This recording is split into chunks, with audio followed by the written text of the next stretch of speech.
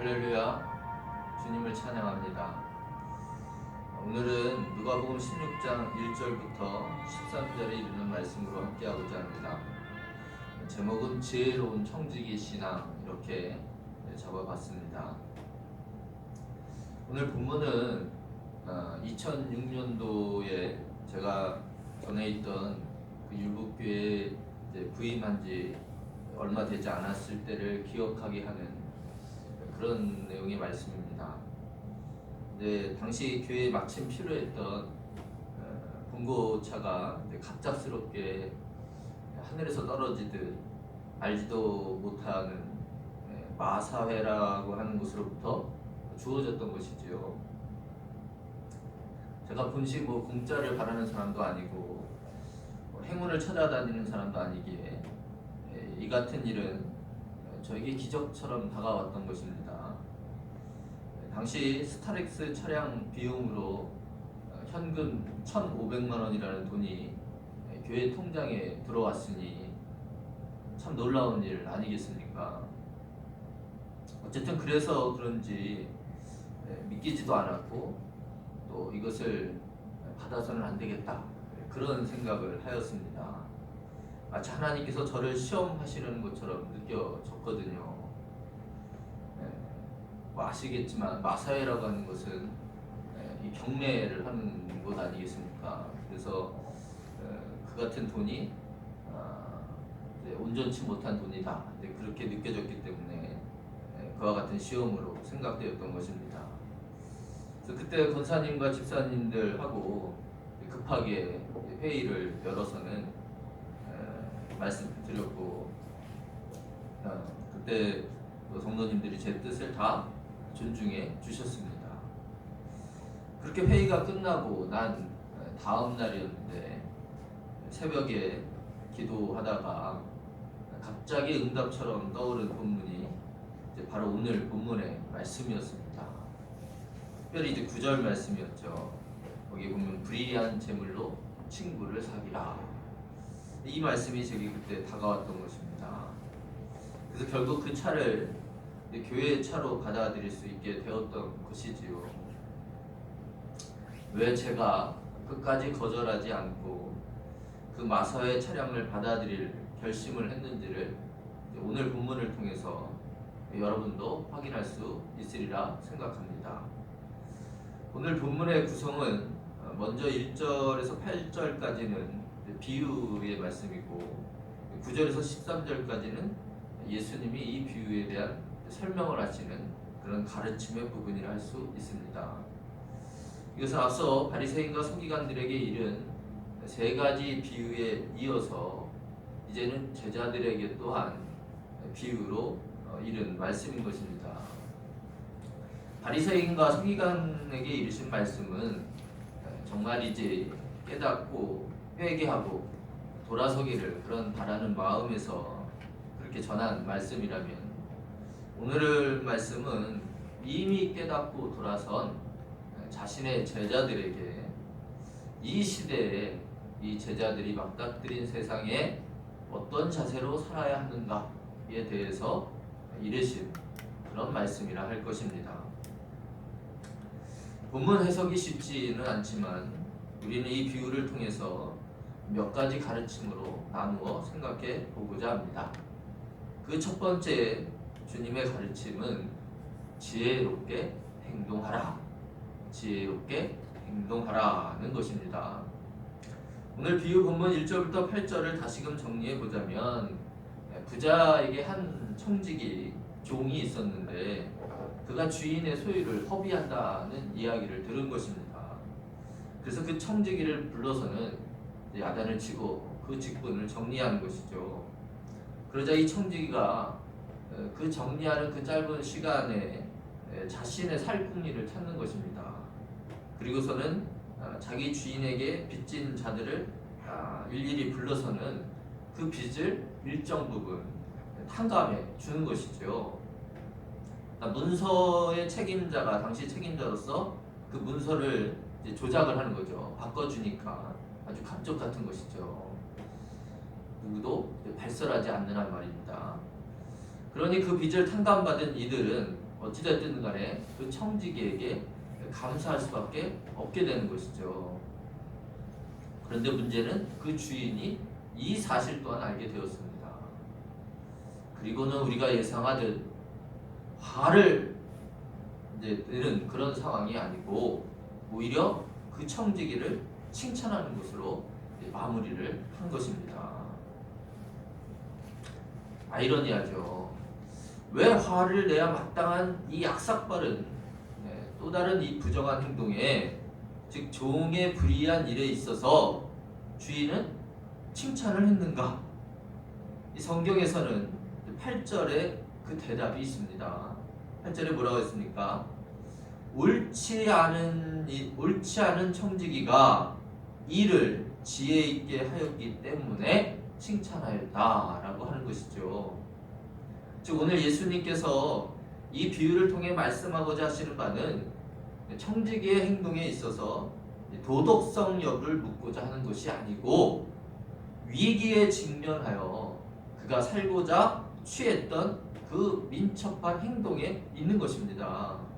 그러니까 잠깐의 부여받은 시간 동안에 그가 사용할 수 있는 수단을 가지고 자신의 불행을 미연에 방지하고자 했던 그 종의 슬기로움을 말하고 있는 것입니다.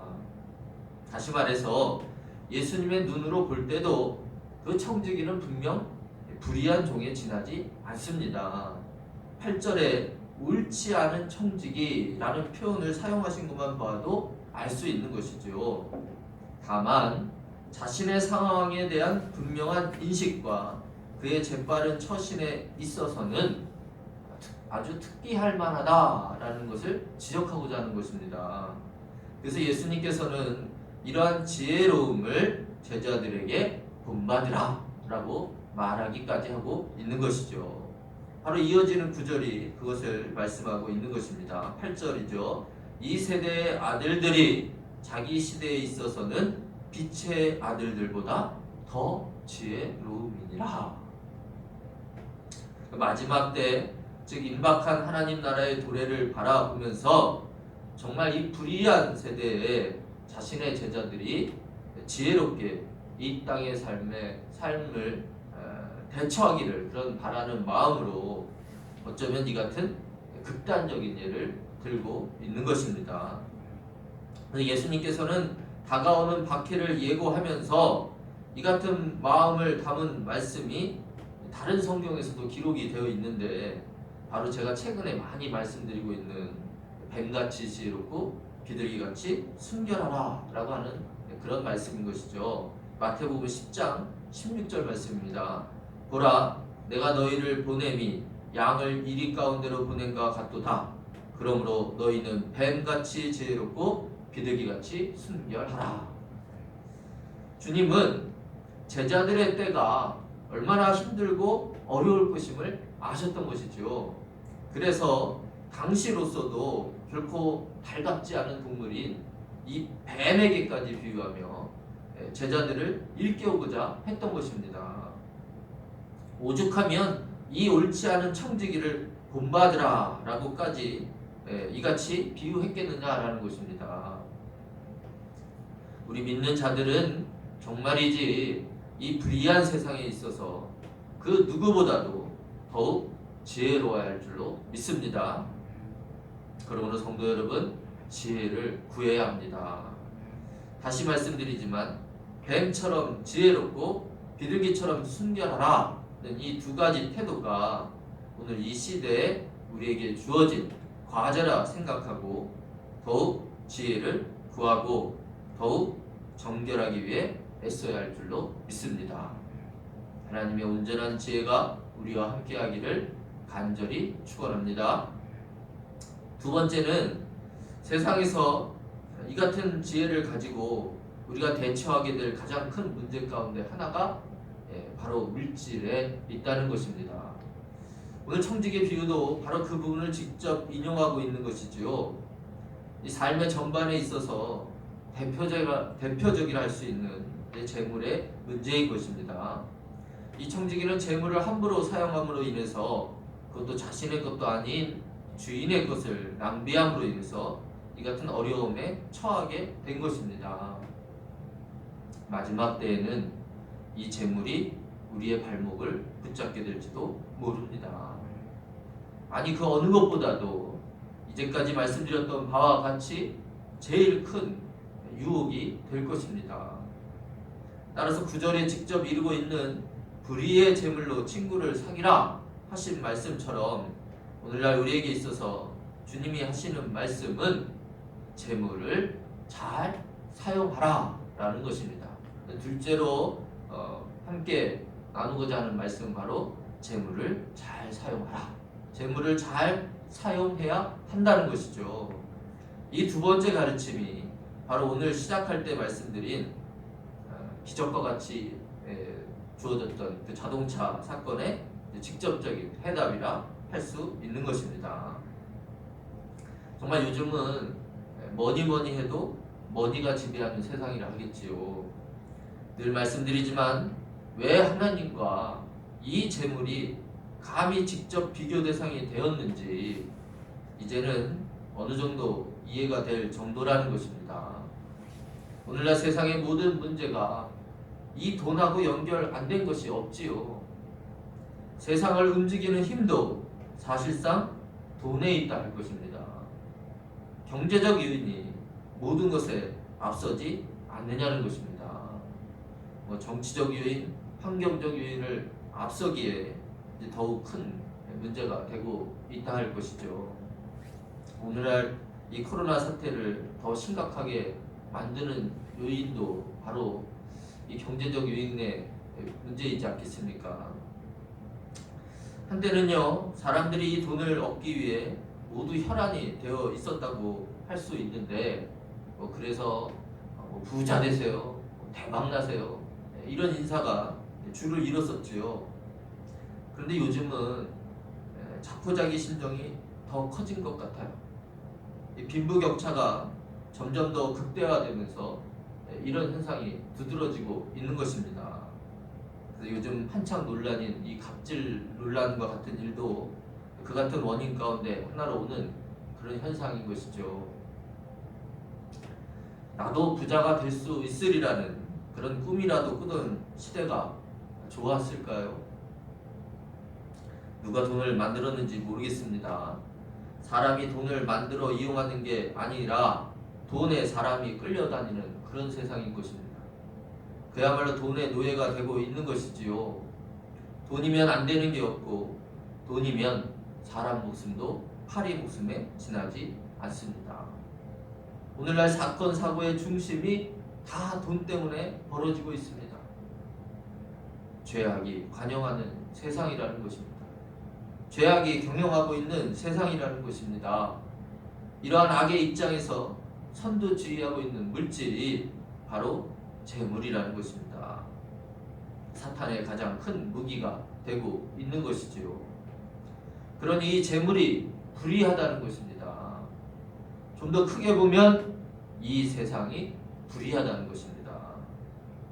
이제 문제는 이 불의한 세상에 아직 살아야 하는 우리 그리스도인들로서는 어떻게 이 재물을 대해야 할 것인가? 그것이 바로 오늘 우리에게 주어진 과제라 할 것입니다.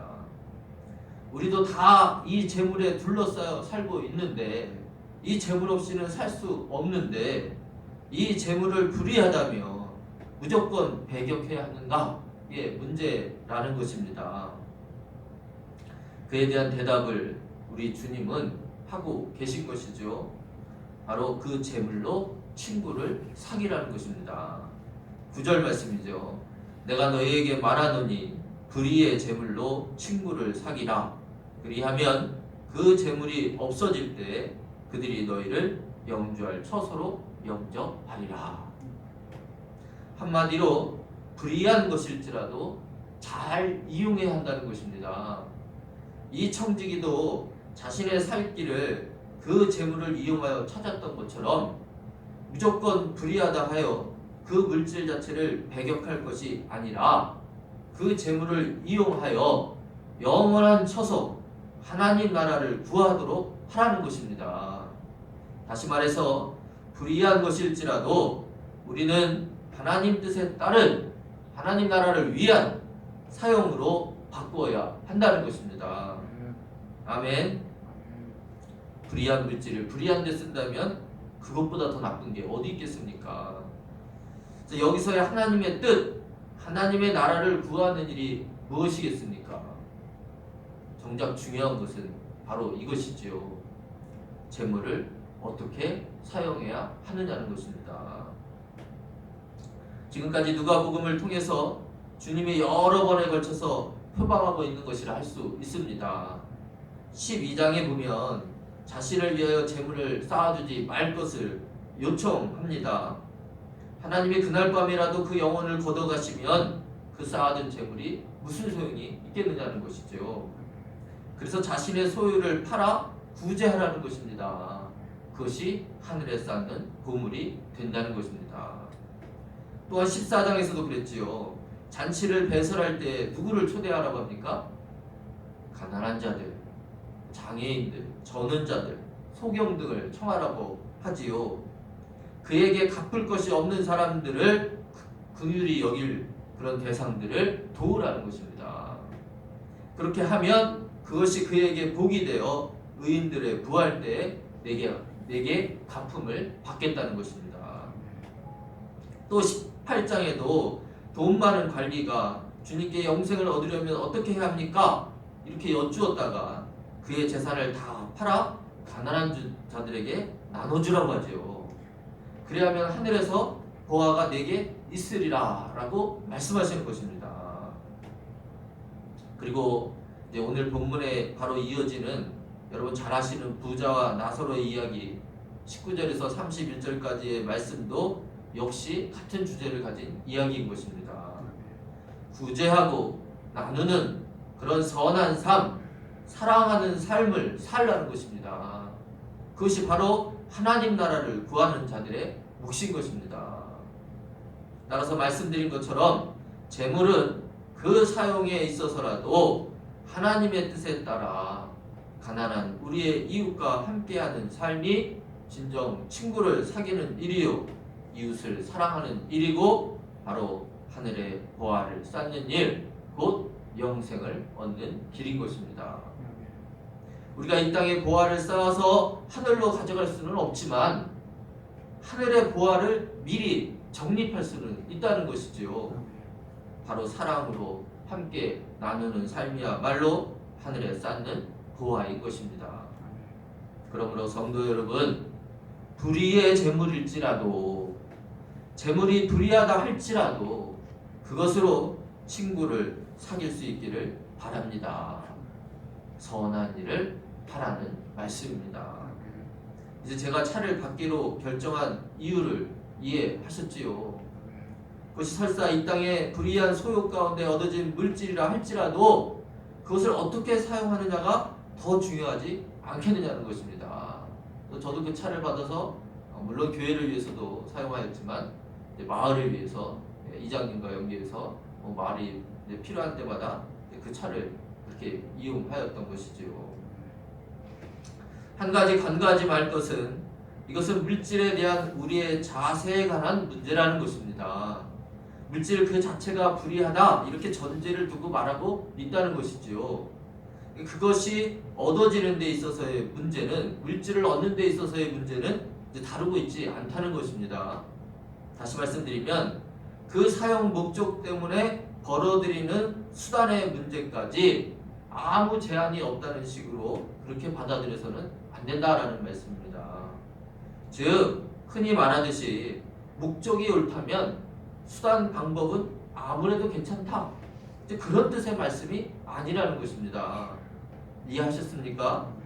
좀 더 쉬운 말로 다시 말씀드리면 지금 제자들에게 있어서 불의하게 재물을 벌어들여도 좋다 이렇게 말씀하신 것이 아니라는 것입니다. 현재 믿는 우리가 이것을 국회하여 불법을 행해서 물질을 얻는 목적으로 이 본문을 이용해서는 안 된다는 거예요. 11절에 이르고 있듯이 불의한 재물을 가지고도 충성할 수 있는 자라야 하나님의 참된 것을 맡길 수 있다는 그런 의미로 받아들이라는 것입니다. 아셨지요? 오히려 우리는 불의를 경계해야 합니다. 다시 죄를 짓는 행위를 경계해야 한다는 것입니다. 10절에 지극히 작은 것에 불의한 자는 큰 것에도 불의하느니라 하였습니다. 뭐 이 정도야 하면서 지나칠 일은 없다는 것입니다.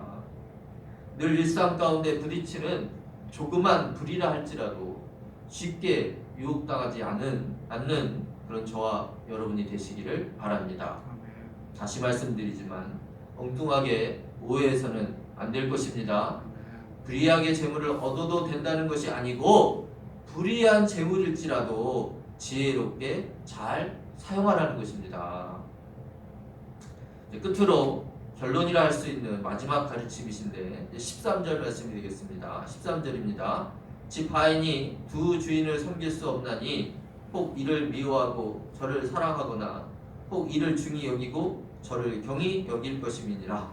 너희는 하나님과 재물을 겸하여 섬길 수 없느니라. 하나님과 세상 재물, 이 둘에 있어서 분명한 구별을 하라는 것입니다. 계속 말씀드리고 있는 것이죠. 성도 여러분, 우리는 이미 부자인 줄로 믿습니다. 누가복음 12장을 설교하면서 제가 말씀드렸지요. 우리는 진정한 부자라고요. 왜입니까? 영원한 나라, 하나님 나라를 우리가 소유하였기 때문입니다. 영원한 하나님 나라를 소유한 백성이 이 땅에 유한한 것에 뺏길 마음이 어디 있겠습니까? 물질도, 명예도, 권력도, 인기도 다 한시적인 것입니다. 잠언 23장 5절에 독수리처럼 날아가리라 말씀하셨습니다. 그러므로 거기에 매달린다는 것은, 그것을 의지하고 바란다는 것은 하나님을 사랑하지 않는다는 것입니다. 좀 더 심하게 말씀드려서 하나님을 경히 여긴다는 것입니다. 하나님이 우리에게 주시겠다고 하는 하나님 나라를 거부한 것이기 때문입니다. 그리고 좀 더 크게 보면 이 세상도 지금은 죄악이 관영하고 있지만 원래는 하나님의 창조 세계인 것입니다. 즉 하나님의 것입니다. 그러므로 문제는 이 회복 차원인 것이지 소유의 문제가 아니라는 것입니다. 따라서 하나님 것임을 아는 우리 믿는 사람들은 앞서도 말씀드렸지만 이것을 어떻게 사용하느냐가 중요한 것입니다. 주인이 불의한 것을 맡기든 참된 것을 맡기든 우리는 그저 충성해야 할 뿐인 것입니다. 그것이 바로 청지기 신앙인 것입니다. 아멘이십니까? 사랑하는 성도 여러분, 정말이지 때가 막합니다. 주님 오실 날이 임박함을 느낍니다. 그러므로 더욱 지혜를 구하시기 바랍니다. 재물을 경계해야 할 것입니다. 그리고 무엇보다도 맡겨진 것은 그것이 무엇이든지 간에 하나님 뜻에 따른 온전한 사용을 해야 합니다. 그 모든 것으로 합력하여 선을 이루게 하시는 우리 하나님을 우리는 믿어야 할 것입니다. 지혜로운 청지기 신앙, 하나님께서 오늘날 이 시대에 우리에게 요청하는 믿음의 모습임을 깨닫고 오늘도 그 길을 향해 함께 나아가는 저와 여러분이 되시기를 주님의 이름으로 축원합니다. 아멘. 기도하겠습니다. 고마우신 주님 감사를 드립니다. 2021년 새해를 맞이하여 두 번째 주일도 참으로 이 안타까운 상황 가운데 우리가 예배를 드리고 있지만 하나님 오히려 이와 같은 상황을 통해서 우리에게 더욱 깨달음이 있기를 원합니다. 주님 오실 날이 가까움을 알 수 있기를 원합니다. 주님이 우리에게 경고하고 계심을 믿을 수 있기를 원합니다. 참으로 그래서 우리가 무엇을 구해야 할지, 이 마지막 때에 어떤 자세로 하나님 앞에 서야 할지, 어떤 자세로 세상을 살아야 할지를 오늘 말씀을 통해서 더 분명히 알 수 있기를 원합니다. 좀 더 주님 앞에 주님을 더 알기 위한 지혜를 구할 수 있게 하여 주시옵소서. 뱀처럼 지혜롭고 비둘기같이 순결하신 말씀처럼 끝까지 우리의 믿음을 지키며 하나님 이 불의한 것에 넘어가지 않도록 우리 자신을 온전히 책임져 주시옵기를 원합니다.